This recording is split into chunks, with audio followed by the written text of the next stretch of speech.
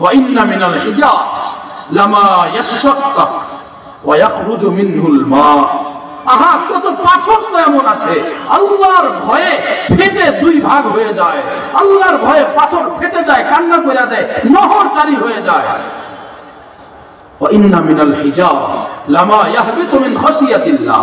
আরে কত পাথর আছে যেই পাথরটা আল্লাহর ভয়ে পাহাড়ের চূড়া থেকে পড়ে যায়। গুনাহ করতে করতে যে উম্মতের কলবটা কালো পাথরে পরিণত হয়ে গেছে, ওই কলবের মধ্যে আর কথা ঢুকে না।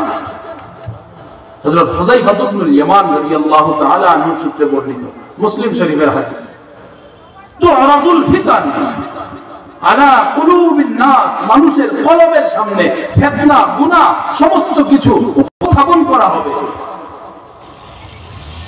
ফাআইয়ু কলবিন, যেই কলব আল্লাহ কবুল করে ওই কলব এই ফিতনা গুনার উপকরণগুলোকে অ্যাভয়েড করবে, সরে যাবে, ছেড়ে দিবে এগুলো।